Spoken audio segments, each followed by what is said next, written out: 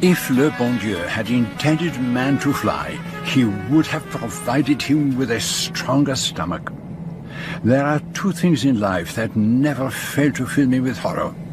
The first is sitting down in a dentist's chair, and the second is waiting for the moment when the aeroplane takes off. Please make sure that your seatbelts are fastened, ladies and gentlemen. We shall be taking off for Croydon very shortly. I had not even had the time to compose myself for the coming ordeal. Shortly after taking my seat, I had been obliged par politesse to give it up. Venetia, my dear, I had no idea you would be on this plane. How perfectly delightful to see you. Why don't we sit together? Oh, Monsieur, I didn't mean that you should move. How very kind of you. I moved to a seat further back in the plane, and no sooner had I sat down than the engines began to roar, and we moved on the runway. I tried to distract myself by studying the faces of my fellow passengers. What were they thinking? The pretty girl in the corner seat on the other side of the gangway, for instance. So it's all over. 1 week living on the Riviera with all the really smart people. And all because of the Irish sweepstake. And now it's back to giving disgusting old women permanent waves. But why is she trying so hard not to look at the handsome young man sitting opposite her? She is very much aware of him, and he of her. She's pretending not to let on, but she remembers me all right. That evening in the casino when she lost her last stake on number 6, and I pretended that my winnings on number 5 were hers. I did that rather well. And the woman to whom I was obliged to give up my seat, she has scarcely said a word to her friend. Oh, mon Dieu, she's going to light a cigarette. Excuse me, madam. No smoking on board. Oh, hell. Sorry, madam. Send my maid to me, will you? She's in the forward compartment. Yes, madam. She is decidedly nervous, that one. And I do not think it is the flying that frightens her. Your dressing case, my lady. Thank you, Madeline. Can you find my nail file? Oh, certainly. Here it is, my lady. Yes. You may go back now. The channel below gleamed in the sunlight. I had taken a mild sedative to steady my stomach, and it was beginning to take effect. I was growing very drowsy. The two Frenchmen sitting behind me seemed to be arguing about prehistoric pottery. And was the man beside me really taking out a flute from its case, or was I dreaming? Excuse me, sir. It is Dr. Bryant, isn't it? Yes, I am Dr. Bryant. There's a lady sitting at the back there on the other side of the aisle. I don't like the look of her. I was awake in an instant.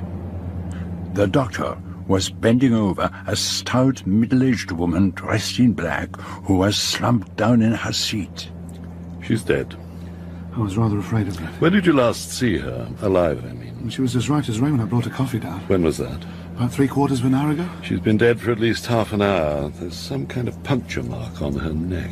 Pardon, monsieur, but there was a wasp flying about the cabin earlier. I killed it. Is it possible that the poor lady died of a wasp sting? Well, it is possible, I suppose. We shall be landing at Croydon any minute. Is there anything I should do, Doctor? No, nothing. The body must not be moved, of course. Just a little moment. There is something... My dear sir, you'd better return to your seat. But there is something that has been overlooked. Do you see? Here on the floor. Another wasp, by the look of it. Yes. It is very like a wasp. But it is not a wasp. It's a kind of miniature dart with orange and black feathers. Good Lord! I never expected to see anything like this with my own eyes. You recognize it, monsieur? This is a thorn that is shot from a blowpipe by certain native tribes. Can't remember now whether from South America or Borneo. And I strongly suspect that the tip... No, don't touch it. You mean this is the famous arrow poison of the South American Indians? Can it be possible? How did you recognize it? I write detective stories. My name is Daniel Clancy, and I made myself quite an expert in unusual ways of killing people, but I never thought I'd see anything like this in real life. Gentlemen, you must return to your seats. The plane is about to land. At Croydon, we were informed that we would have to remain in the aeroplane until the arrival of the proper authorities. Oh, this is absolutely outrageous. Shutting us in here with a dead body? It was nearly half an hour before we were taken off and ushered into the presence of the proper authorities, in the shape of my old friend, Chief Inspector Japp.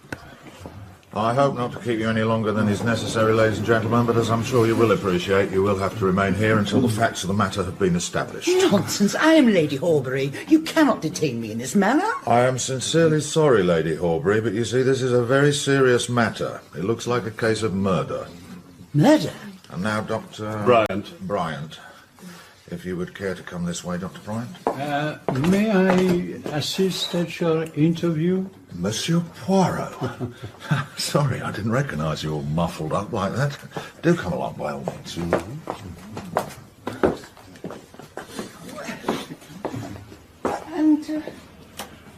And why should that funny little man be allowed out, while the rest of us have to stay cooped up in here? It's probably something to do with the French police.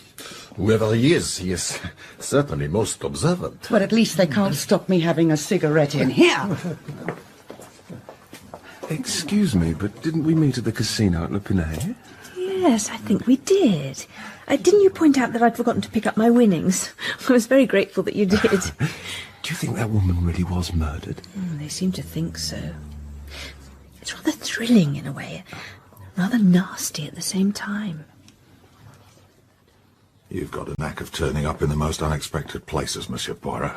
And is that Croydon aerodrome a little out of your beat, my friend? I'm after rather a big bug in the smuggling line. Bit of luck my being on the spot like this. It's the most amazing business I've come across in years. Can you give me any idea of the cause of death, Doctor? I should not really like to say anything definite at this stage. Our surgeon will be examining the body, of course, so I don't think we need keep you. Though I'm afraid you'll have to go through the same formalities as the other passengers. I should be only too happy. I prefer you to make sure that I haven't got a blowpipe concealed on my person. My sergeant will take care of that. This dart affair, have you any idea what would be likely to be on the tip of it? As far as I know, curare is the usual poison employed by native tribes. Will that do the trick? In a remarkably short time. But not very easy to obtain, I imagine. Not at all easy for a layman. Then you better make sure to search him extra carefully, Sergeant. Thank you, Doctor.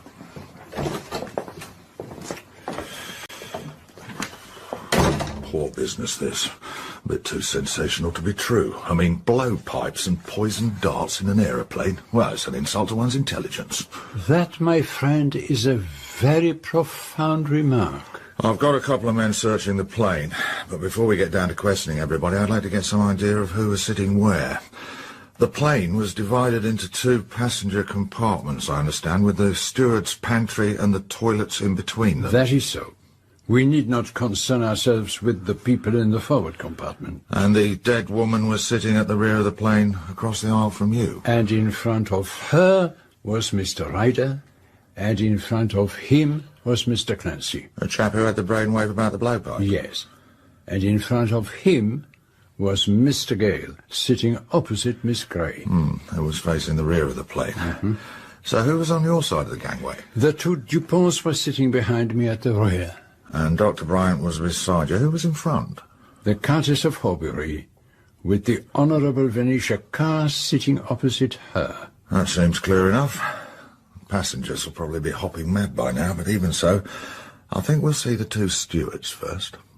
But the stewards revealed remarkably little, other than that the dead woman, Marie Morisseau, was a regular passenger. Business of some kind, I suppose.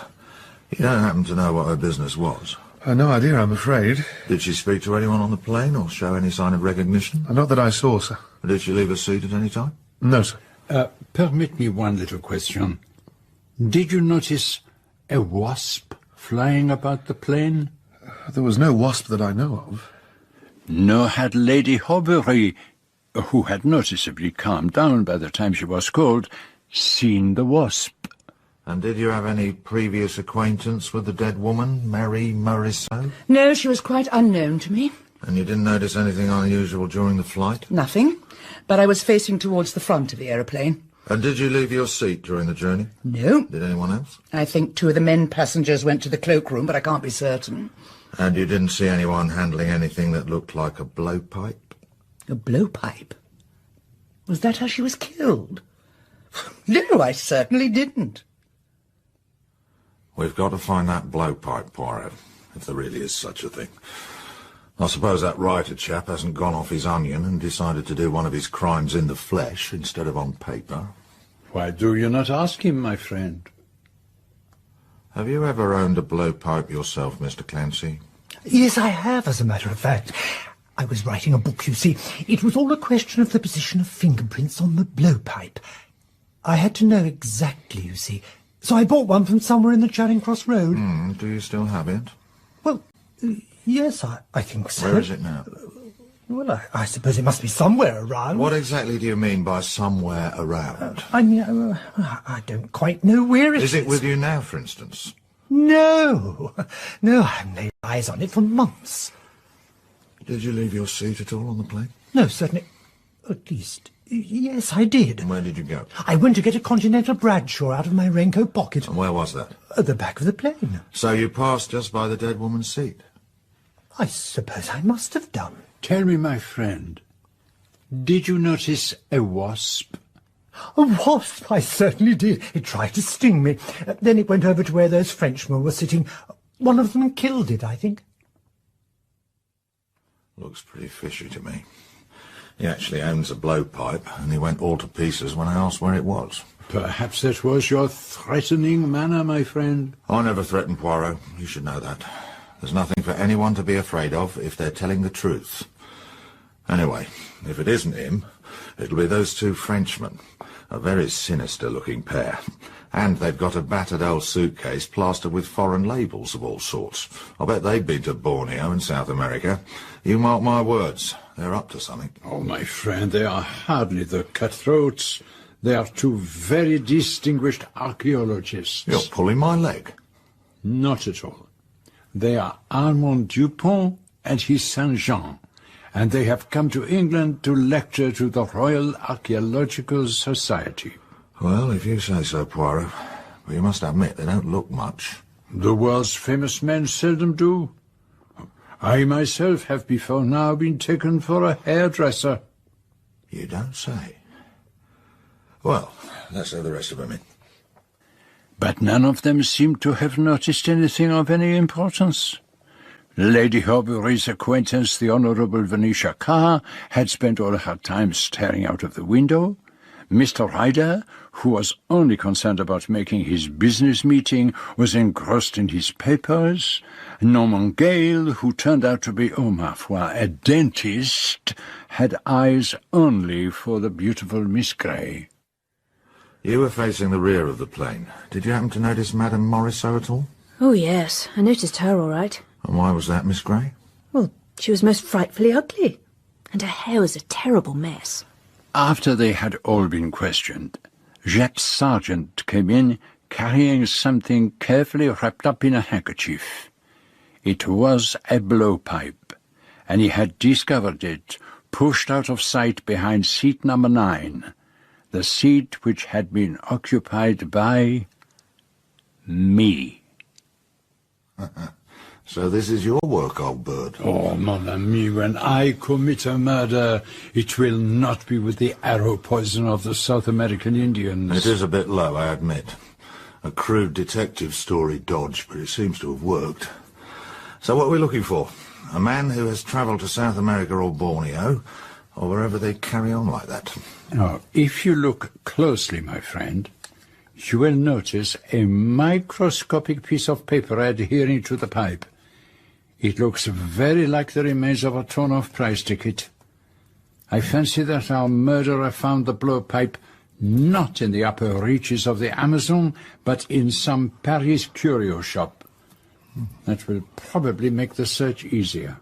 And there is one little favour I beg of you, mon ami. What's that, Poirot? I would like all the passengers' luggage and the contents of their bags and pockets to be checked and listed. They'll kick up a terrible fuss. Oh, I am sure you are more than capable of handling that, mon ami. Very well, Poirot. Anything for the great detective. The inquest on Madame Morisot took place 4 days later. It told me very little that I did not know, except for the evidence of one witness, Monsieur Fournier of the Sûreté. Although the name on the passport of the deceased was Marie-Angélique Morisot, she was better known by the name of Madame Giselle, one of the most notable money lenders in Paris, with a number of clients in England, particularly among the upper and professional classes. She was a woman of very original character, and reputed to be extremely wealthy. The implications of this seemed to make very little impression on the reporters present in court, who were far more excited by the blowpipe and the poisoned dart. According to the chief government analysts, it had been dipped in the venom of Dyspholidus typus, a South African snake better known as the boomslang. There was a small stir of interest when Lady Horbury was called, but as it turned out, the reporters were more interested in her hat than her evidence. The jury were, however, greatly impressed by the fact that the blowpipe had been found behind my seat, and at the end of the inquest, the foreman returned a verdict which, I am thankful to say, the coroner refused to accept. I wonder what was in that paper that the coroner wouldn't have at any price. I can't tell you if you really wish to know. Monsieur Poirot, I didn't see you standing there. Well, do tell us. It was a verdict of willful murder, mademoiselle, against myself. Definitely, I must set to work to clear my character. Au revoir. What an extraordinarily odd little beggar. I don't see how he could do much detecting. Any criminal could spot him a mile off. Oh, you've got very old-fashioned ideas about detectives. They don't crawl about with magnifying glasses wearing false beards nowadays. They just sit down and think the case out psychologically. Rather less strenuous. Physically, perhaps. But of course you need a clear, cool brain. You mean a hot, muddled one wouldn't do? Look, would you mind... I mean, it would be frightfully nice. How about having a cup of tea with me? Oh, thank you very much. I think that would be an excellent idea. It's an odd show, this murder business. I don't quite know what to make of it all. I'm certainly worried about it from the work point of view. I'm an assistant in a hairdresser's, and they mayn't like to employ a girl who's been mixed up in a murder case. Anyone's only got to look at you to know you couldn't murder anybody. I'm not so sure about that. There's one of my regular ladies. She's got a voice like a corncrake, and she grumbles about everything. I really think sometimes that killing her off would be a good deed all round, so long as I could be sure I'd get away with it. Well, you didn't do this particular murder anyway. I can swear to that. And I can swear that you didn't. Of course, I don't know what my patients would make of it all. Your patients? I'm a dentist. And a dentist who might be a homicidal maniac is not a very alluring prospect. I hope you don't mind me being a dentist. Why should I mind? Well, there's always something rather comic about a dentist. Not a very romantic profession. Well, it's decidedly a cut above being a hairdresser's assistant. I feel we're going to be friends, don't you? Oh, yes. Great friends, I'm sure of it. Now, who do you really think murdered that Giselle woman? Well, old boy, that was a pretty narrow escape. You might have been locked up in a police cell. I fear that such an occurrence might have damaged me professionally. Well, it wouldn't be the first time a detective turned out to be a murderer. Ah, Monsieur Fournier. May I present my old friend, Monsieur Poirot? I witnessed your performance in court this morning. I think I had the pleasure of meeting you some years ago. Now, may I suggest that you both come and dine with me in my rooms? Oh, that is, if you and my old friend Japp do not object to my collaboration. That's all right, old cock. After all, you were in on the ground floor, so to speak. Even if it was up in the clouds. A delicious meal, Monsieur Poirot. You have disproved the common assumption that it is impossible to eat well in England. A bit Frenchified for my taste, but quite respectable in its way. A meal should always lie lightly on the stomach. It should not be so heavy as to paralyze thought. And we're certainly going to need our thinking caps this evening. Tell us what you can about this Giselle woman, Monsieur Fournier. To tell the truth, I know very little, particularly as far as her private life is concerned.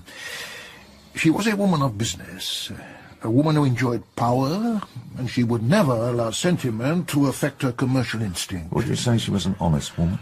According to her own lights. What exactly do you mean by that? The law could have called her to account if only evidence had been forthcoming. Oh, come on, don't beat about the bush. What was she up to? Chantage. Blackmail. Of a very special kind. It was Madame Giselle's custom to lend money on what you call in this country note of hand alone. She must have had a very special kind of clientele. Her customers lay exclusively among the upper and professional classes, classes particularly vulnerable to the force of public opinion. And easy victims for blackmail. She had her own very efficient intelligence service. It was her custom, before lending any large sum of money, to collect as many facts as possible about the client in question. At the same time, she was scrupulously honest. She never made use of secret information to obtain money that was not already owed to her. But there must have been cases when she had to write off a debt. What happened then? The information in her possession would be made public. Well, all this opens up a very pretty line in motives for murder. And then there's the question of who's going to come into her money. Can you help us there at all, Mr. Fournier? There was a daughter. She did not live with her mother. Indeed, I believe that Madame Morisot had not seen her since she was a tiny child. But she made a will many years ago, leaving everything, apart from a small legacy to her maid, to her daughter, Anne. As far as I know, she's not made another. Her fortune is large? I'd guess 8 or 9 million francs. Just as well the young lady wasn't on that plane, or she'd have been our top suspect. How old would she be, this Anne Morisot? About 24 or 5, I should imagine. I don't very well see how she could be connected with the crime. But we'll have to get down to this blackmail business. Everyone on the plane categorically denies knowing Madame Giselle, but one of them's obviously lying, and we've got to find out which. An examination of her papers might give us an idea. I fear not. Immediately after the news of her death came through from Scotland Yard, I went straight to her house. All the papers in her safe had been burned. Who burned them? Do you know? She had a confidential maid, Elise, who had instructions to burn the contents of the safe in the event of anything happening to her mistress. She evidently had her own strict code of morality. Exactly. She was ruthless, but she kept faith with those who kept faith with her. Right. Well, let's get down to it, shall we? There were 11 passengers in that part of the plane, including the dead woman, and there were 2 stewards. It doesn't seem very likely that either of them would have been borrowing money on a grand scale, but we can't exactly rule them out. They were up and down the gangway, and one of them could easily have taken up a position from which they could have used that blowpipe. Mind you, of all the damn fool ways to commit a murder. And yet it succeeded, did it not? We 3 sit here talking about it, but we have no knowledge of who committed the crime. That is success. Right, let's take a look at the passengers, starting up the end of the steward's pantry and the toilets. Seat number 16, that's the hairdressing girl Jane Grey. Frankly, I don't see her taking out a loan from the old girl, and I don't think a hairdresser's assistant has the slightest chance of laying her hands on snake venom. It's not as though they use it in hair dye. An error on the murderer's part, perhaps? Only about 2 people in 100 would be likely to have any knowledge of it. Now then, number 12, sitting opposite her, Norman Gale. Very much the same applies to him. Small fry. Though I suppose he might have a better chance of getting hold of the snake venom. Which is not an injection usually favoured by dentists. And he did leave his seat to go to the toilet. But that's in the opposite direction from Madame Giselle. To kill her with a blowpipe, he'd have needed the kind of thing that would make a right-angled turn. So he's pretty well out of it. I agree. So, we'll cross the gangway to seat 17, the Honourable Venetia Carr.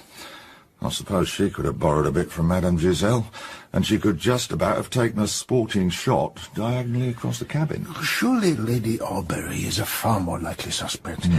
I happen to know she had been losing very heavily at the baccarat table in Le Pinet. She's certainly the type of person to be mixed up with Madame Giselle. But how could she have done it? She didn't move during the flight. She'd have had to kneel up on her seat and lean over the top of it with all the other passengers looking on. Have you considered Dr. Bryant? Big boy in Harley Street. Not very likely to go to a French moneylender. But I bet he could pick up a test tube of snake venom as easy as winking. I assure you, my friend, I have not forgotten that point. Mind you, Ryder in seat number 4 was directly in front of the woman. He went to the toilet. He could have taken a pot shot at her on his way back. The only thing is, the archaeologists would have been bound to notice, which leaves us with them. Their position in the cabin is pretty good from my point of view, and they've knocked about the world. They could easily have got hold of snake poison. It is possible, yes. But you don't believe it's likely? To be honest, I do not. So, let's take a look at where we stand. Jane Grey, Norman Gale, Venetia Carr. No obvious motive, and possibility practically nil. Lady Horbury, motive strong, possibility nil. Dr. Bryant could have a motive, and possibility good. Clancy, motive doubtful, possibility good. Ryder, motive uncertain, possibility fair. The DuPonts, poor as regards motive, good as to means of obtaining poison. A very precise summary, Chief Inspector. Of course, there's a fair bit of checking up to do. Will you investigate the DuPonts when you get back to Paris, Monsieur Fournier? Of course. I shall return tomorrow morning. There may be something to be got out of Madame Giselle's maid, now that we know a little more about the case. And what about you, Monsieur Poirot? Are you going to take a hand? Oh, yes. I should like to accompany Monsieur Fournier, if I may. Enchanté. You've been very quiet over all this. Any ideas? Have you the list of the belongings of the passengers, my friend? It will be on my desk, first thing in the morning. Perhaps you would like to take a look at it before you accompany Monsieur Fournier back to Paris. I would be delighted, my dear Japp. Most of it's pretty routine stuff, as you can see. James Ryder, business cards, pigskin note case. And a letter informing him that a loan had been successfully negotiated, otherwise we'd be in Quiz Street. Silver cigarette case, match folder, letter signed Maudie, make an appointment at the Trocadero. Dr. Bryant, cigarette case, lighter, and he was carrying a flute in a case. Huh? Strange. I thought that was a dream. Norman Gale had a briar pipe and an empty matchbox, white linen coat, dental mirrors, dental rolls of cotton wool. And the DuPonts were carrying several hollow tubes which they said were Kurdish pipe stems. They could have done the job just as well as a blowpipe. Daniel Clancy, newspaper cutting about arsenic poisoning, a golf ball, Continental Bradshaw, and the manuscript of Murder on Vesuvius. Miss Carr, 2 cigarette holders, receipted hotel bill, Paris, photograph of 2 spaniels. Miss Grey, tube of aspirin, French phrase book, casino counter for 5 francs. Lady Horbury, diamond ring, and like her friend Miss Carr, 2 cigarette holders. Complete makeup outfit in her dressing case and a small bottle labelled boracic powder. Boracic powder, my eye. The white stuff in that bottle was cocaine. Nothing to do with our case, perhaps. But I've an idea that her ladyship wouldn't stick at much to get what she wanted. Have you seen this morning's sketch? Sun worshippers. The Countess of Horbury and Raymond Barraclough at Le Pinet. He plays small parts in films, does he not? There isn't much material in that bathing dress of hers, is there? I will take the newspaper with me, if I may. Want to have a close look, eh? Well, any of this stuff about the passengers been of any use to you? On the face of it, your list seems to point plainly to one person as the murderer. Are you pulling my leg? Oh, no. Quelle idée. But at the moment I cannot see why, or even how. Now I must be on my way to Croydon. Well, have a good flight, and keep your eyes open for poisoned darts. And so, once again, I subjected mon pauvre stomach to the hazards of the air. But the flight was smooth, and I had the antics of Monsieur Fournier to distract me. He had with him a small tube of bamboo, which, at intervals during the flight, he would put to his lips, always aiming in a different direction, and whenever he did so, every eye in the cabin was fixed on him. On our arrival in France, we drove directly to the house of Madame Giselle in the Rue Juliette, where her maid Élise Grandier was waiting for us. Please, come in, Monsieur. I decided that my best course was to sit quietly in a corner and say nothing. Poisoned? Oh, there is no question of that. No, mademoiselle. Oh. No question. Whoever would have dreamt of such a thing? Well, that is perhaps where you can help me. You must know who were her enemies. Why should Madame have enemies? Oh, come, mademoiselle. The profession of money lender must always involve a little unpleasantness. It is true that sometimes her clients were not reasonable. They made scenes. They threatened her. Oh, no, monsieur, it was not they who threatened. They were sorry for themselves, protesting they could not pay, but they usually paid in the end. You had no pity for them? Why should I? They lived beyond their means and had to borrow. Why should they expect to keep the money as a gift? Madame was always fair and just. She lent and she expected repayment. Were you aware of the means Madame used to make them pay? I knew nothing, monsieur, nothing at all. You knew enough to burn her papers.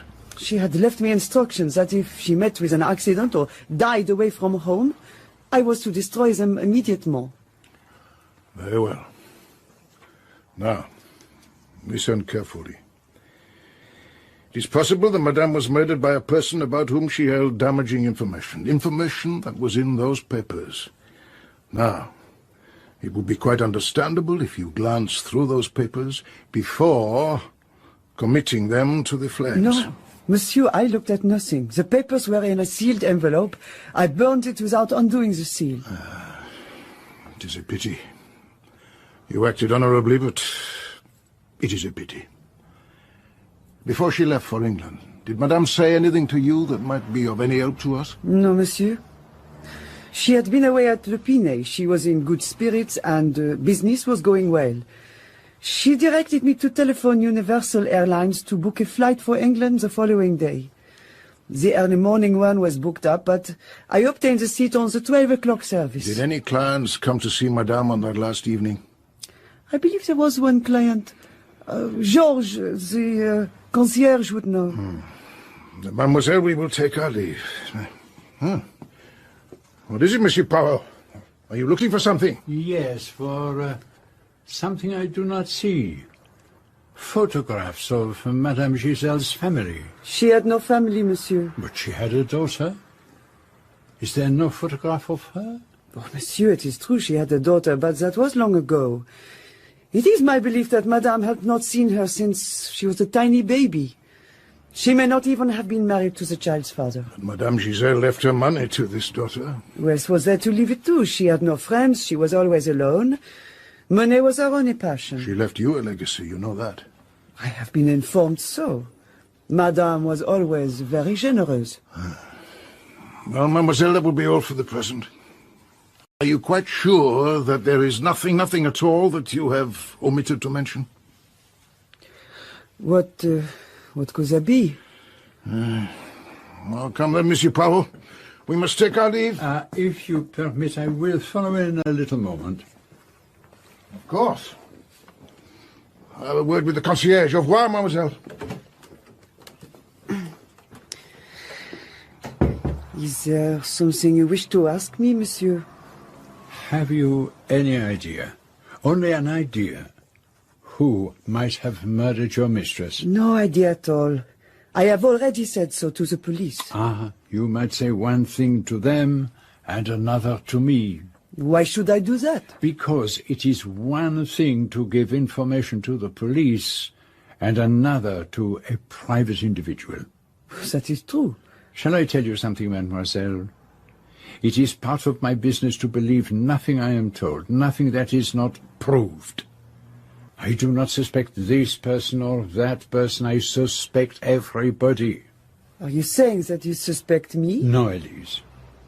Whoever murdered Madame Giselle was a passenger on that aeroplane, but you might have been an accomplice. You might have passed on to someone the details of your mistress's journey. I did not. I swear I did not. I believe you. But nevertheless, there is something you conceal. In every case of a criminal nature, everyone keeps something back. That is so with you.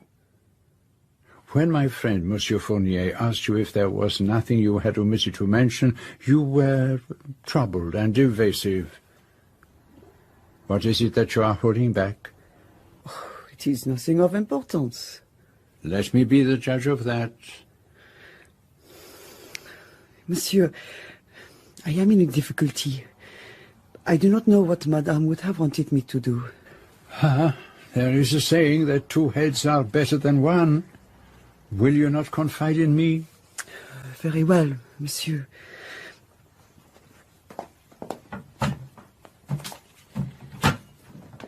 It is this. This little book was Madame's. It went with her everywhere. When she was about to depart for England, she could not find it. After she was gone, I came across it behind the head of her bed. I did not know what to do with it, so I kept it in my room. You see my difficulty, Monsieur. I believe that you acted with the best intentions. But let me see if there is anything in this book that will aid us. I do not think that you will find anything of use. It is a private memorandum, but there are numbers only, no names. CX256, Colonel's Wife Station Syria, Regimental Funds. GF342, French Deputies, Stavisky Connection. Le Pinet, Monday, Casino 10:30, Savoy Hotel 5 o'clock. It means nothing, Monsieur. Or so it seems to me. It may be very valuable. I will see that you will not be blamed for not handing it over to the police. Monsieur is very kind. One last question, mademoiselle. When you reserved a seat on the plane for Madame, did you ring up Le Bourget or the office of the company? I rang the office of Universal Airlines in the Boulevard des Capucines. Thank you, mademoiselle. That is where you score, my friend. The private individual gets far more out of witnesses than we ever do through official questions. But did the concierge tell you nothing? It was a lady who visited Madame Giselle on the night before she came to England. He did not identify her from any of the photographs, or at least he said he did not, but when I showed him the daily sketch, he gave a little start of recognition. And in the notebook there is a significant entry. CL52, English peeress, husband. She is, I understand, an addicted gambler. Nothing could be more likely than she should borrow from Madame. And the husband? Either the husband was expected to pay up for his wife's debts, or she had some hold over Lady Aubrey, a secret which she threatened to divulge to the husband. Something to do with the newspaper photograph, perhaps? Perhaps. There are more entries in the book which may refer to other passengers.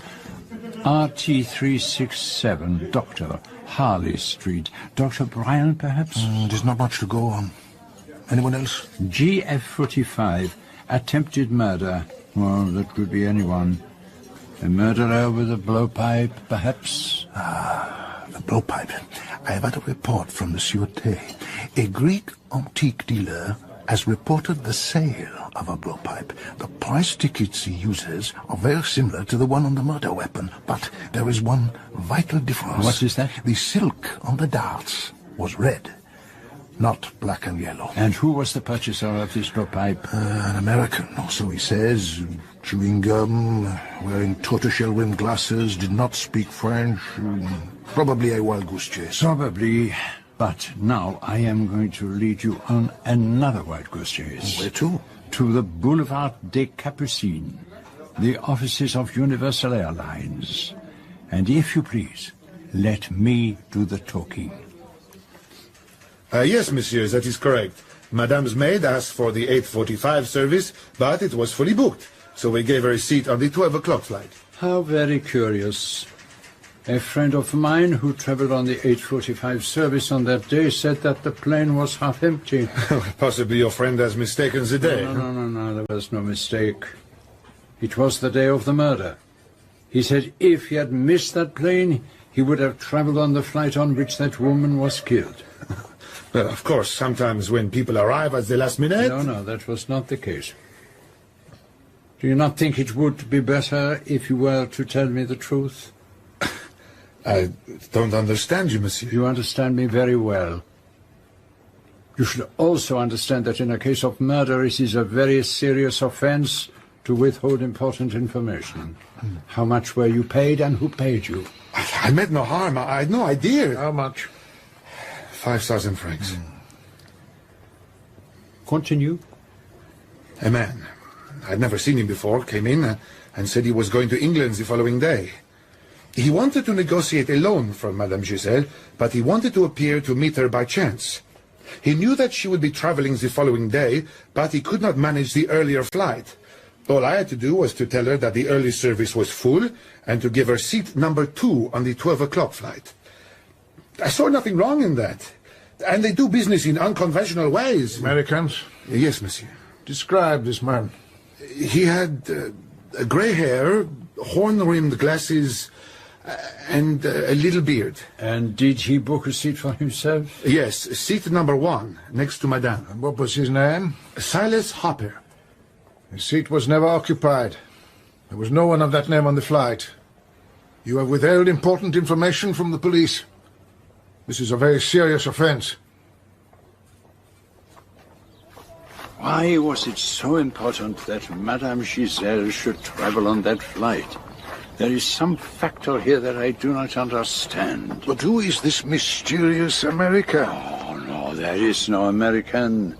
It is the same as the man who bought the blowpipe, the chewing gum, the nasal accent, the spectacles, and now the false beard. It is easy enough.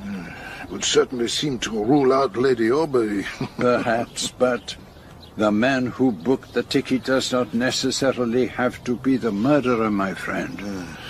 Yes, it would be easy enough for her to persuade someone to help her. She is a beautiful woman. Murder has a strange way of bringing people together. To have been close to a mysterious death, to share the ordeal of a coroner's court, establishes a bond of friendship between perfect strangers. Jane Grey, lunching alone at a Lion's Corner house, was suddenly aware of a face at the next table that was vaguely familiar to her. Excuse me, mademoiselle, but do you not recognize me? We have not been introduced, it is true, unless you call murder a form of introduction. Oh, of course. You were on the plane. Jean Dupont. And I'm Jane Grey. So you're still in England, then? You permit that I join you? Yes, of course, please.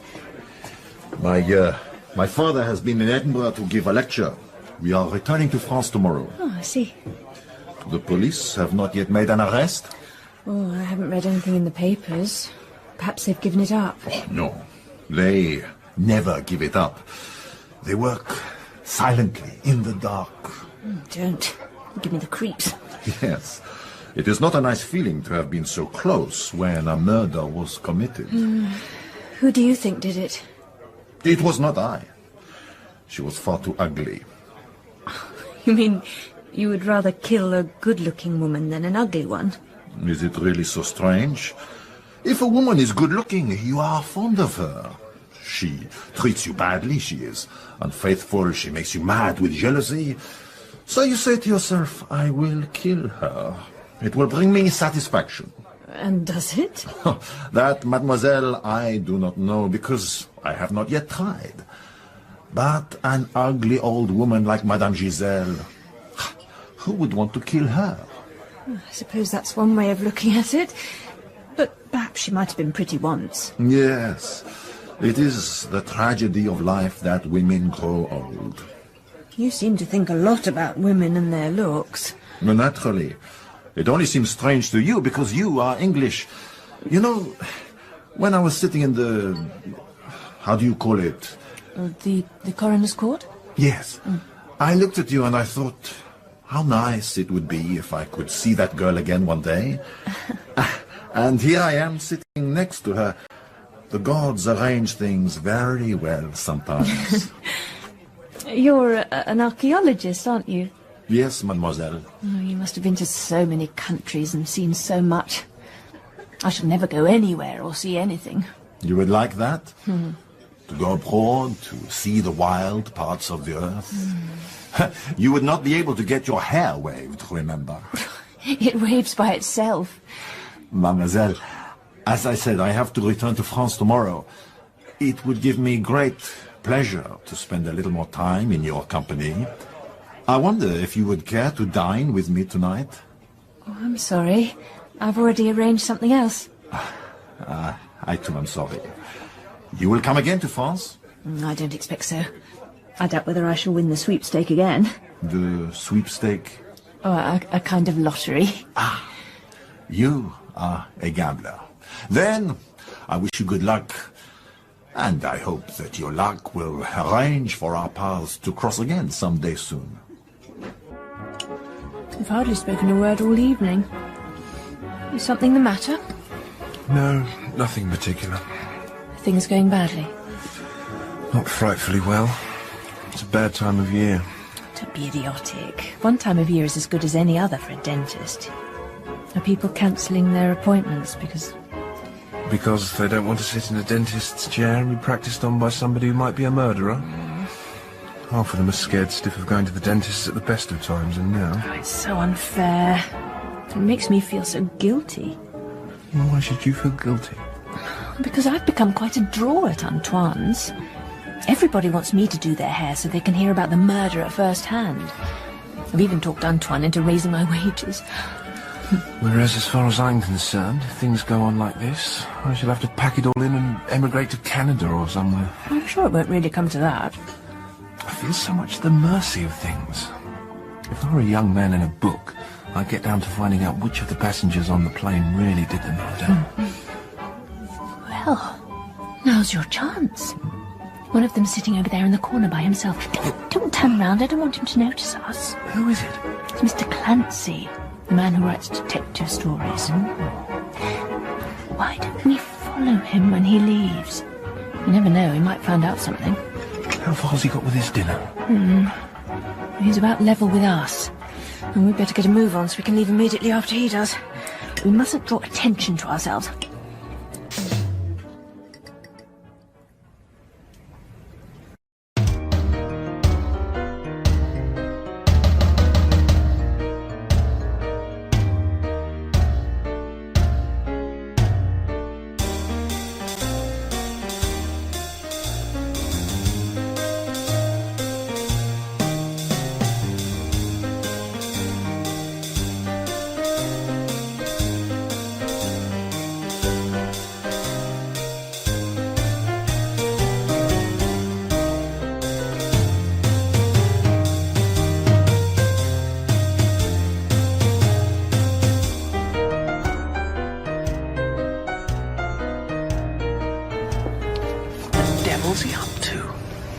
Stopping and starting and changing direction.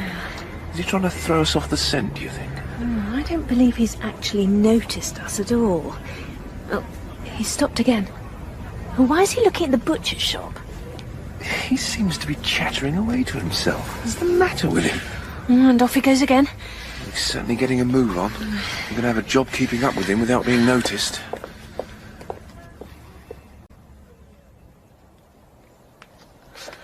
He stopped. He seems to be looking for something. His keys, he's going in. 47 Cardigan Street. That's the address he gave for himself at the inquest. Yes. Fine evening for the chase, is it not? Monsieur Poirot, are you still trying to clear your character? Ah, you remember our little conversation? And are you playing at detectives? Is it the ingenious Mr. Clancy that you suspect? Oh, so do you, or you wouldn't be here. Ah, no, mademoiselle. No, there are more important things than finding the murderer. The vital point is to clear the innocent. But why should we not combine together? I am about to call on Mr. Clancy. Now, I would suggest that you, mademoiselle, accompany me in the guise of a secretary. Here, take this notebook and pencil for the shorthand. But I can't write shorthand. You can make signs on the paper, can you not? As for you, Mr. Gale, I suggest that you meet us upstairs at Monseigneur's in an hour's time. Very well. Come then, mademoiselle. Murder, and to be part of it oneself, it's simply amazing. All very shocking, of course, but undoubtedly rather thrilling. I'm writing the whole thing just as it happened, only as fiction, of course, with pen portraits of all the passengers. The airmail mystery, it ought to sell like wildfire. Won't you be had up for libel or something? Oh, no, dear lady. My story is far too ingenious for that. And it is because of your ingenuity, Monsieur Clancy, that I have come to see you.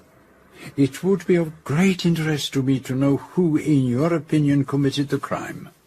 Well, of course, I'm very flattered. But a real murder is very different from my little mysteries. You haven't any control over the facts. No, but if you had to make a sporting guess, who would you choose? Well, I suppose one of the two Frenchmen. Ah, why is that? Well, she was French. Seems more likely somehow. And they were sitting on the opposite side, not far away from her. But really, I don't know. It depends so much on motive. Yes. I gather there's a daughter who comes into Madame Giselle's money. And there might be people on board who owed her money and couldn't afford to pay her back. True. And there are other possibilities. Let us suppose that Madame Giselle knew of something, attempted murder, shall we say, on the part of one of these people. Attempted murder? What a very curious suggestion. In a case like this one must think of everything. That blowpipe that you bought. I wish I'd never mentioned the blasted thing. I think you mentioned you bought it in the Charing Cross Road. Do you remember by any chance the name of the shop? Well, it might have been Mitchell and Smith. Oh, and then again, it might have been Houghton and Mann. Perhaps, Miss Grey, you would be so obliging as to take down those two names. Yes, Monsieur Poirot. And now, Mr. Clancy, we must take our departure. Oh, well, you came at a fortunate moment. For days I've been racking my brains for the name of the criminal in my story. And just now I saw it written up above a butcher's shop. Pargeter. Oh, but you must allow me to give you a copy of The Case of the Scarlet Petal. It deals in some detail with arrow poisons. Here you are. Ah, you are too amiable, monsieur. Oh, not at all.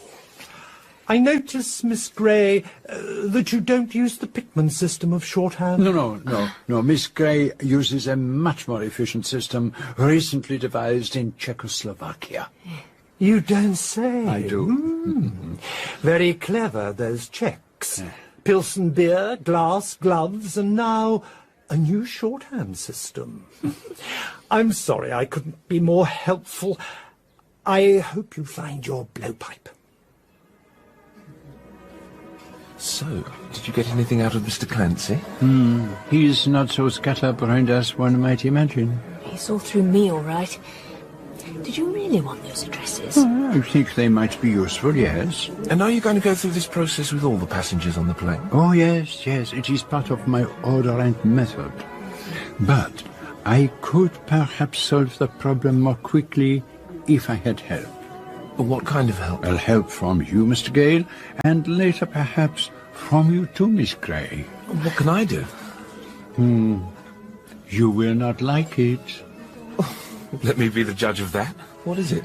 Frankly, what I need is a blackmailer. A blackmailer?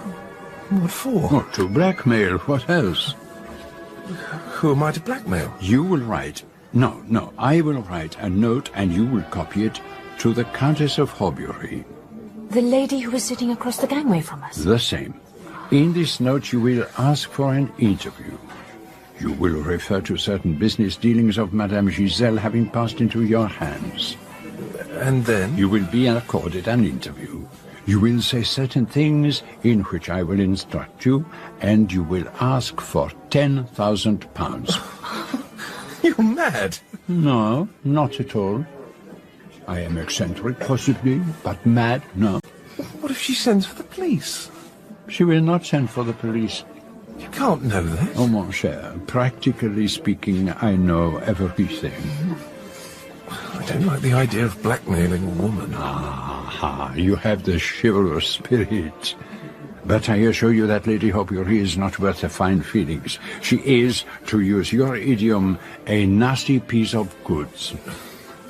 All the same. All you have to do is to produce a certain effect. After that, the ground is prepared, and I can step in.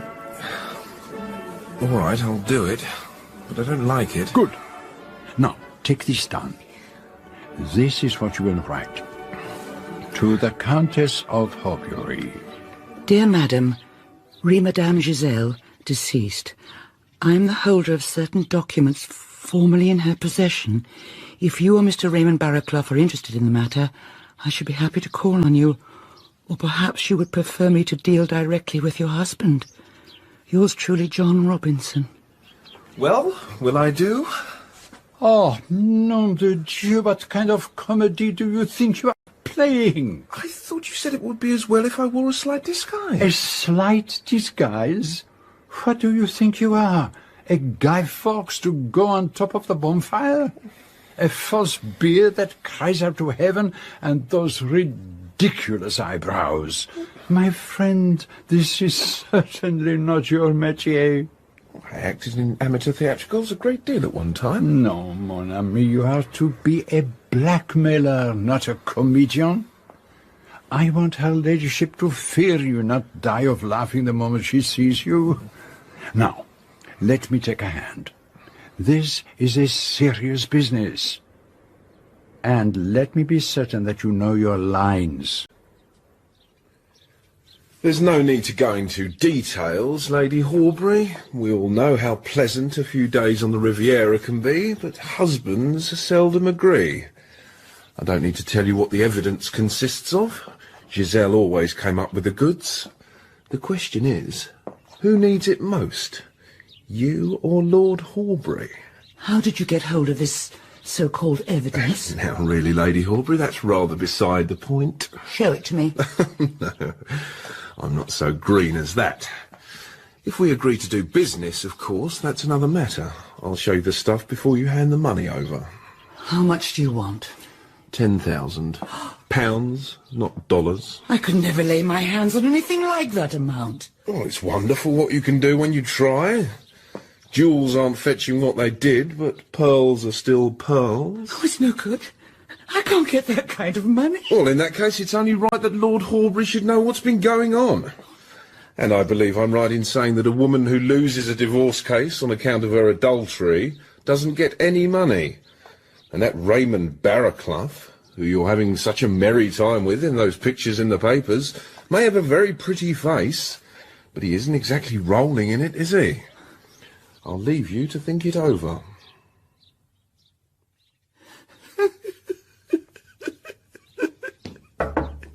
What is it? Monsieur Poirot is here to see you, your ladyship. Oh, is he? What does he want? He said he was here at the request of Mr. Barraclough, my lady. Then you better show him in, but give me a moment, will you? Madame, I entreat you to look on me as a friend. You are, I know, in great trouble. Oh, I don't know what Écoutez, I do not ask you to give away your secrets. I know beforehand. That is the essence of being a good detective. A detective? Of course you were on the plane. Now, let us get down to business. A little while ago, you had a visitor. His name was, Brown, perhaps. Robinson. Well, it is the same thing. He came here to blackmail you. He has in his possession certain proofs of an indiscretion, proofs that were once in the possession of Madame Giselle. He offers them to you for perhaps £8,000. 10. And you will not find it easy to get that amount quickly. I can't get it at all. I'm already heavily in debt. No. Calm yourself. Place yourself in my hands. I will deal with this Mr. Robinson. And how much will you require for your services? Oh, I ask only that you tell me the whole truth about this business. And you will get me out of this mess? You will never hear of Mr. Robinson again. All right. I'll tell you everything. I began borrowing from that Giselle woman 18 months ago. I was in a hole. Gambling? And other things. I had an appalling run of luck. Who sent you to her? Well, Raymond, Mr. Barraclough, told me he'd heard she lent money to society women. And she lent you as much as you wanted? Not at first. But then she began to lend me more. And I gather that you and Mr. Barraclough had become friends? Yes. But you were anxious your husband should not know about it. Stephen's tired of me. He'd have jumped at the chance of a divorce. He wants to marry somebody else. But you did not want a divorce. Well, no, you see, You liked your position as Lady Horbury too much, and the use of your husband's ample income. It wasn't enough, but I couldn't ask him for more. And you could not repay Madame Giselle? No, I couldn't. So her death was quite providential. Well, it seemed too wonderful. I simply couldn't believe it. But it made you a little nervous, did it not? You alone of the passengers on that plane had a motive for wanting her dead. Yes, I was in quite a state about it. Especially since you had been to see her in Paris the night before and had something of a scene with her. Well, she wouldn't budge an inch. I think she actually enjoyed it. And yet you said at the inquest you had never seen her before. Well, what else could I say? But I felt pretty safe, even when that dreadful inspector kept badgering me with questions. And then that awful letter came, and I was afraid. Afraid of exposure or of being arrested for murder? But I didn't kill her. You know I didn't. I never moved from my seat. I believe you, madame, for 2 reasons. First, because of your sex, and secondly, because of a wasp. A wasp? But that does not make sense to you. Well, let us attend to the matter in hand. I will deal with Mr. Robinson, but in return for my services, I will ask you 2 little questions. Was Mr. Barraclough in Paris the day before the murder? Yes, we dined together, but he thought it better that I should see Madame Giselle alone. And one further question. You were on the stage, I believe, before you were married, and called yourself Cicely Bland. Was that your real name? No. My real name was Martha Japp. And you were born where? Doncaster. But why do you... Oh, mere curiosity. To tell you the truth, Poirot, I'm not very happy at all about the way this case is going. The more I look into things, the less I get. If only we could come up with a single clue. I will give you 3. And I will give them titles like the names of Mr. Clancy's stories. The clue of the wasp, the clue of the passenger's baggage, the clue of the extra coffee spoon. You're potty, old fruit. What's all this about a coffee spoon? I questioned one of the stewards. He remembered noticing 2 spoons on a Madame Giselle's saucer. That's supposed to mean a wedding. In this case, my friend, it meant a funeral.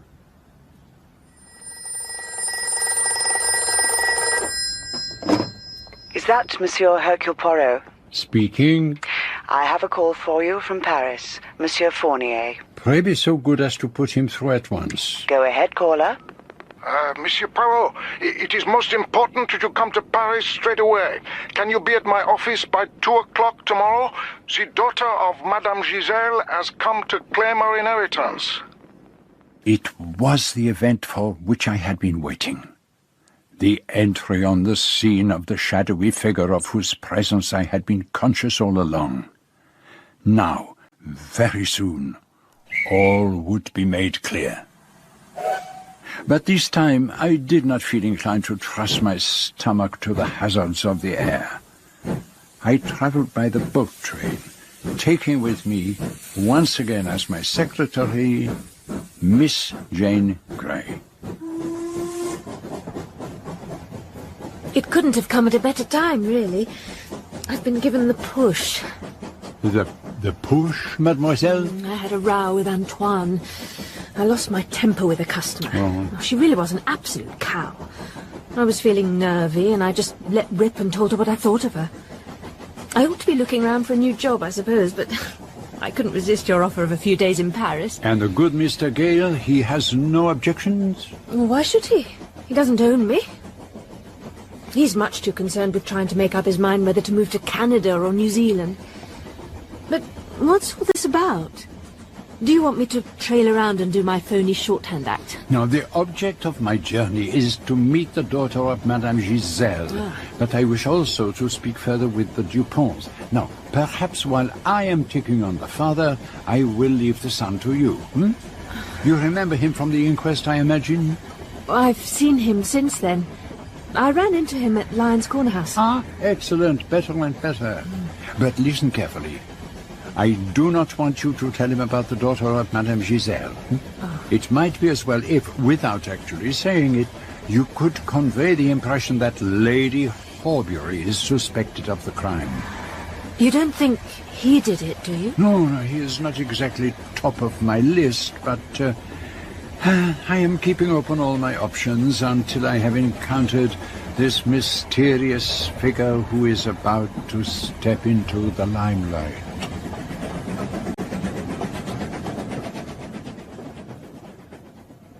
She has gone to check into the Hotel Madeleine, but she should be back here at any moment. I've only had the chance to have a few words with her. What age is Mademoiselle Morisot? Ah, but she is not Mademoiselle Morisot. She is Mrs. Richards, married and 24 years old, according to her birth certificate, which she brought with her to establish her identity. She is the daughter of Georges Liman and Madame Morisot, both of Quebec. Quebec? That should throw a certain light on the early life of Madame Giselle. As far as I can piece it out, Marie Morisot was a nursery governess when she met this Georges Liman. They married, but after the child was born, they went their separate ways. Marie Morisot to France, and I have no idea what became of Liman. The child was left with the Institut de Marie. Madame Morisot sent money for her daughter from time to time, and then a lump sum, which was to be given to her when she reached the age of 21. And how did Anne Morisot come to hear of her mother's death and her inheritance? We inserted discreet advertisements in various journals. One of these came to the notice of the principal of the Institut de Marie, who telegraphed to Mrs. Richards, who was then working in Europe. And who is this Richards, the girl's husband? I gather he comes from Detroit. He is a maker of surgical instruments. He did not accompany his wife? No, he is still in America. And is Mrs. Richards able to throw any light on the reason for her mother's murder? She knows nothing whatsoever about her, apart from the few facts given to her by the principal of the Institut. Conversations, a symphony of one, yet silent stories linger, tales left undone. An opening dance of stirring spoons, where coffee rings, sing secret tunes. Eyes meet, then quickly part ways. In this caffeinated days, cafe conversations, secrets veiled in disguise. She's here. Please, show Mrs. Richards in.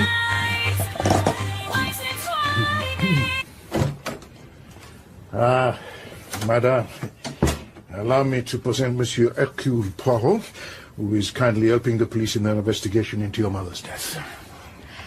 I am pleased to make your acquaintance, Monsieur. Though my feelings in this matter are hardly those of a daughter. To all intents and purposes, I have been an orphan all my life. The head of the Institut, Mère Angélique, is the nearest I have had to a mother. And you left the Institute when, madame? When I was 18. I worked for a time as a manicurist and then in a dressmaker's shop. And when did you meet your husband? A little over a year ago. I was in Nice, and he was about to return to America. He came over again on business to Holland, and we were married in Amsterdam a month ago. He has already gone back home, and now I am about to join him there. And the first you heard of the tragedy was from Mère Angélique? Oh, no, I read about it in the papers, but I had no idea the victim was my mother. Then I received a telegram from the Institut de Marie, and I presented myself here. I'm very happy to answer your questions, Monsieur, but I do not really see how I can help you. After all, I never knew my mother. You are disappointed, mon vieux. You had some idea about that girl. Did you suspect, perhaps, that she might be an impostor? No, I never thought that. And the young lady seems genuine enough. It is odd, though. I feel that I have met her before. But no matter. She has no light to shed on the mystery, and it all makes less and less sense. I must put through a call to Quebec. Well, did you have any luck? A little. I spoke with Mère Angélique at the Institut de Marie, and she confirmed all that Mrs. Richards told us about her upbringing there. Madame Giselle seemed to think that it was better for the child to grow up away from her influence. But how did Mrs. Richards come to be in Nice? It's rather an unlikely place for a good little convent girl. Apparently, she had a job as a lady's maid, and she came to Europe in that capacity. And what about her father? What happened to him? Oh, that was the main reason for my telephone call. He was an obvious suspect. But he was killed in the early days of the war. There was something I was saying a moment ago, something that... Please excuse me, I'm still listening. It's just, I've got a jagged nail. I need to find a nail file. Nom du nom! What's the matter? I remember now why the face of Anne Richards seemed familiar to me. She was in the aeroplane on the day of the murder. Huh? Lady Horbury sent for her to get a nail file. Anne Richards was Lady Horbury's maid. Oh, please, mademoiselle, will you telephone Monsieur Fournier and ask him to come here straight away? This changes everything. But why did no one mention this before? Why was she not included among the suspect persons? Because she was not on the passenger list. I have spoken to Lady Horbury, who says that her maids usually travel by rail and boat. It was only at the last moment that she decided that she should accompany her. But where was she during the flight? In the front part of the aeroplane. Yes, I remember now. Lady Horbury sent for her just after the plane had taken off. She didn't appear again. Where did she go for the nail file? Do you remember, mademoiselle? To where the coats and cases were, at the rear of the plane. Past where Madame Giselle was sitting. The poison must have had a delayed effect. But it is not possible. Oh, can all my ideas have been entirely wrong? Oh, mon vieux, such things happen. They happen to me. They do not happen to me. But it does not make sense. If it was only arranged for her to travel on the plane at the last minute, how could she have known that her mother would be a passenger? Oh, mon Dieu. What is it? What's the matter? I was not wrong. I am sure of it. And if that is so, then Anne Richards is in imminent danger. I must go to her hotel immediately. Will you have the goodness to remain here, mademoiselle, in case there is any further news? Yes. Come, mon ami. There is not a second to lose. What is it, Monsieur Poirot? What has happened? Did you find her? Life is very terrible, mademoiselle. What do you mean? When we reached the hotel, we were told that she had left with an American for the Gare du Nord. An American? She was surprised to see him, it seems. He put her in a taxi, but did not go with her. He said something about the boat train. But did they find her? Oh, yes. When the train reached Boulogne, she was slumped across her seat with a little blue bottle in her hand. It had contained prussic acid. You mean she killed herself? Ah, that is what the police think. Well, what will you do now? I shall return to England tomorrow. But I would prefer you to remain in Paris, if you will. There are various tasks that you could perform for me, and I would still like you to talk to Jean Dupont. Oh, that's already arranged. We're having dinner together tomorrow night. Oh, excellent. And, do not feel you have to hasten your return. Stay in Paris for as long as you wish.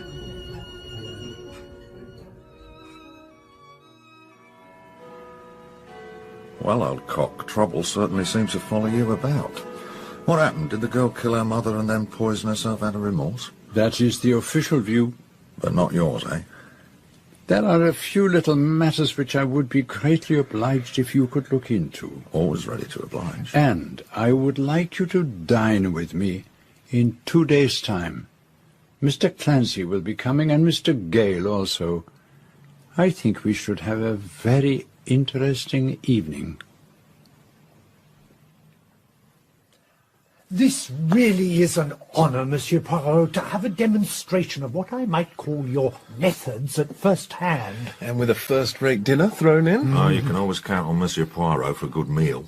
It helps to sustain you through what follows. My friends, I will start at the beginning.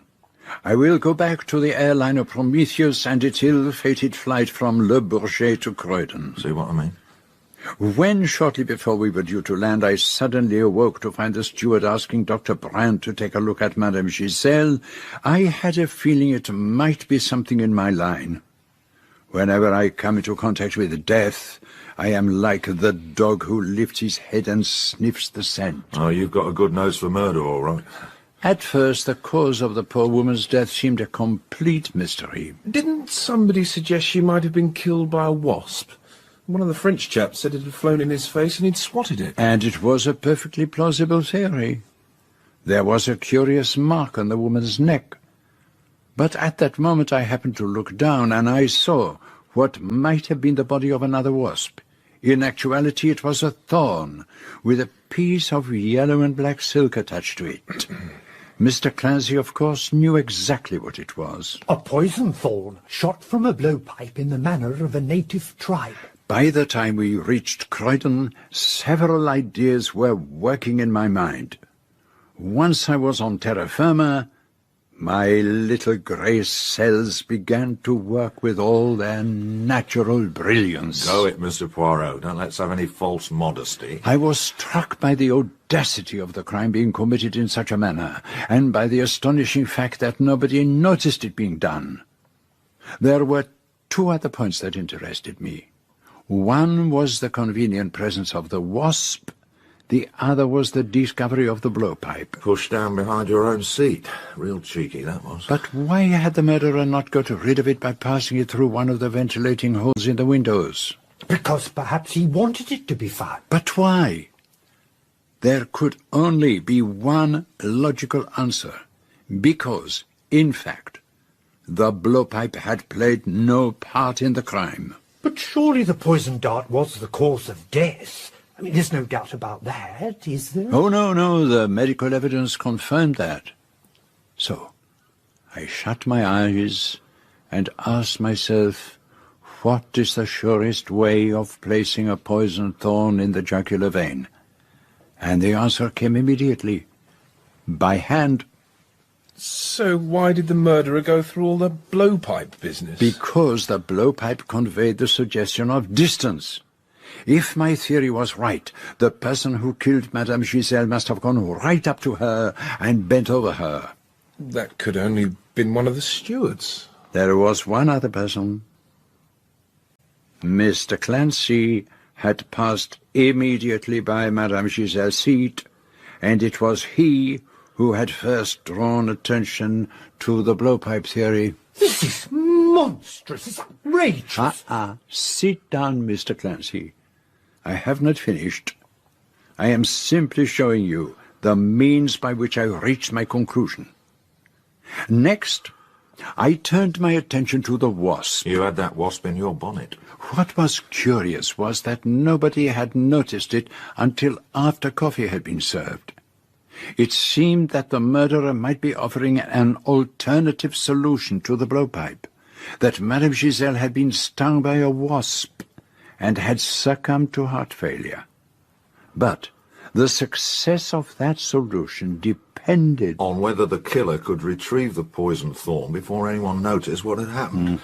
It could be done easily enough. Was that why the silk attached to the thorn was yellow instead of cerise, so that it might resemble a wasp? Bravo, Mr. Clancy. It was just that. Our killer approaches the victim's table, presses the thorn into her neck, and releases the wasp. But how could the murderer have done that?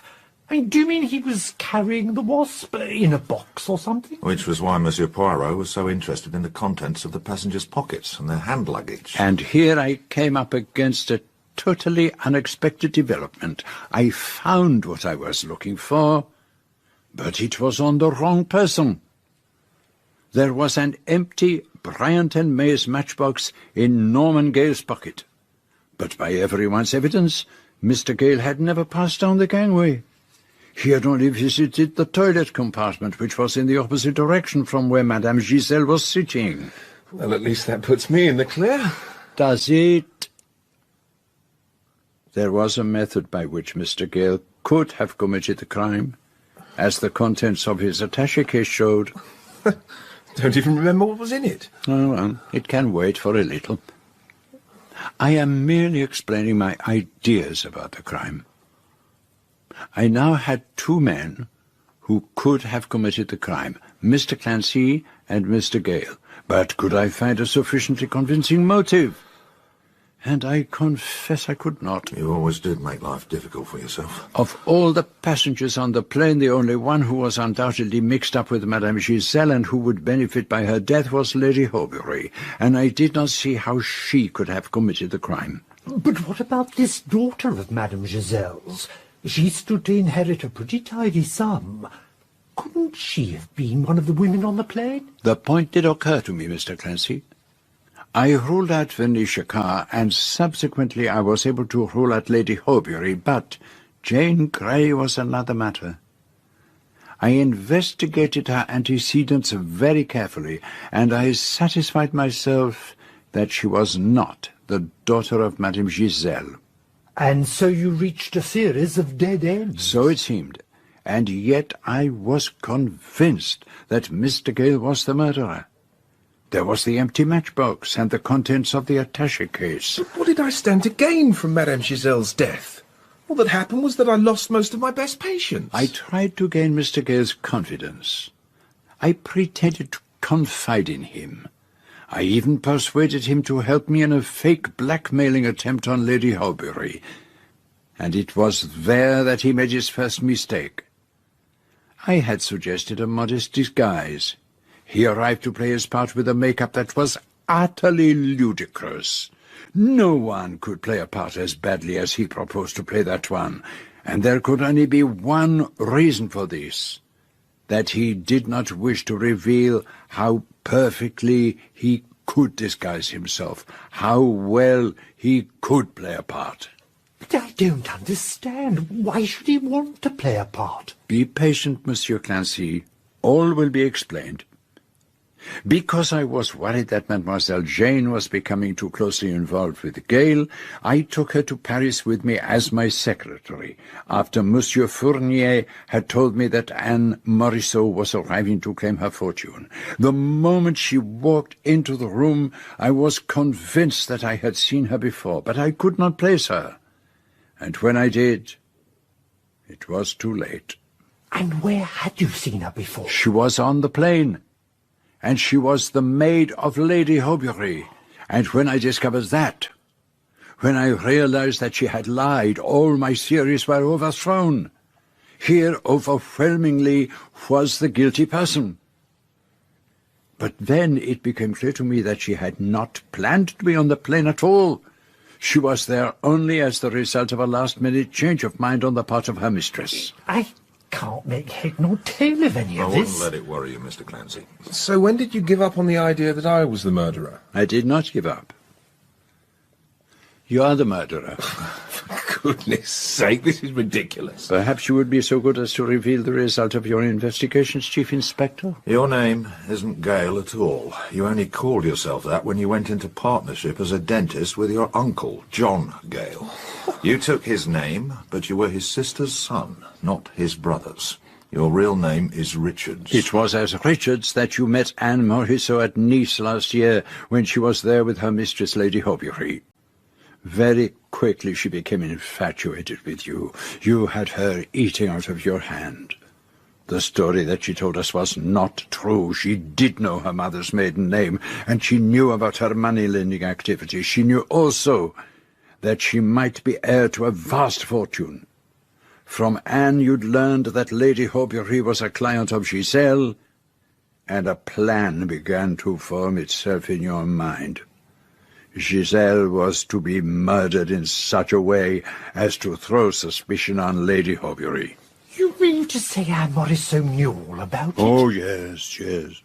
After all, did she not say that she never knew her mother? She and Gale met again in Nice this summer, and he began to put his plan into action. The clerk at Universal Airlines was bribed so that Giselle and Lady Horbury should travel on the same plane. But surely it was taking an absurd risk if Anne Morisot was going to be there as well. Ah, but as I told you, that was a decision taken only at the last moment by Lady Horbury, and that seriously jeopardized your plans, did it not, Mr. Gale? Your original idea was that Anne Morisot should claim the inheritance with a perfect alibi, since she would have been on the cross-channel ferry at the time of the murder.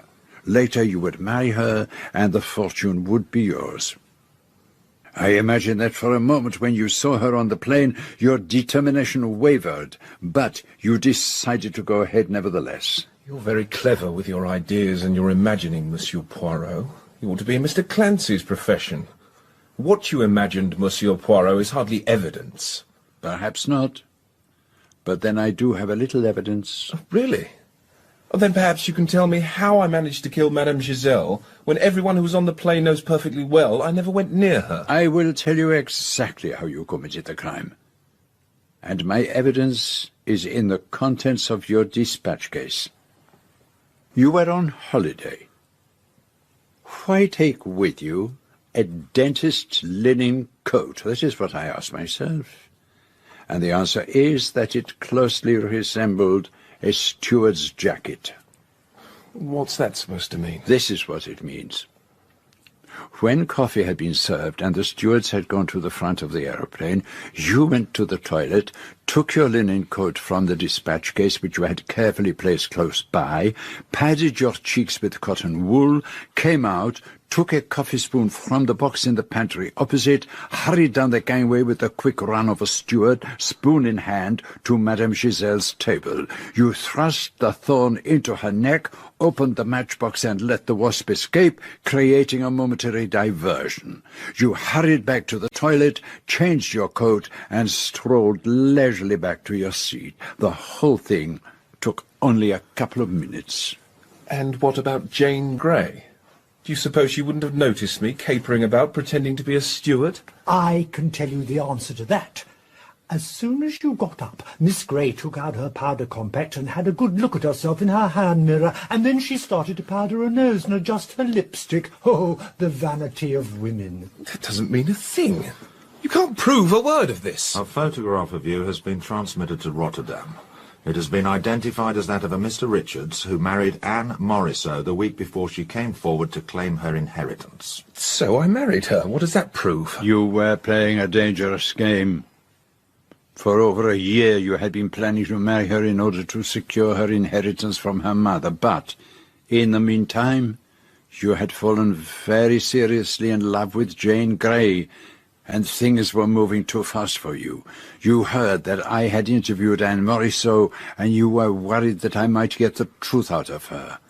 You hustled her out of her hotel and onto the boat train. You wanted to get rid of a woman who was already beginning to have second thoughts, and to free yourself to marry Jane Grey. You forced prussic acid down your poor wife's throat and left the empty bottle in her hand. You're making this up, every word. You even left your fingerprints on the bottle. That's impossible. I was wearing... You were wearing gloves. I don't think we need hear any more. James Richards, alias Norman Gale, I hold a warrant for your arrest on the charge of willful murder. I must warn you that anything you say will be taken down and used in evidence. Monsieur Poirot, this has been absolutely the most thrilling experience of my life. I cannot thank you enough. No. The good Japp deserves as much credit as I do. He has done wonders in identifying Gale as Richards, who incidentally worked for 6 months on a snake farm in South Africa. The Canadian police are after Richards, A girl he was mixed up with there is supposed to have committed suicide, but facts have come to light which seem to point to murder. Terrible. A killer. And like so many killers, fatally attractive to women. That poor girl, Jane Grey. Yes, but she has courage. She will come through. And I trust she will find happiness with the young Dupont. Can you be sure of that? I have done everything in my power to make it sure. I have made a considerable contribution towards the Dupont's expedition to Persia, and I have arranged for Jane Grey to take part in it. But will she go, do you think? They left this morning. Oh. Archaeology has a way of bringing people together, and there are many consolations in digging up the past. It is a little like a detective story, but if you happen to dig up a corpse with the remains of a poisoned dart in its neck, it is a little too late to send for Hercule Poirot.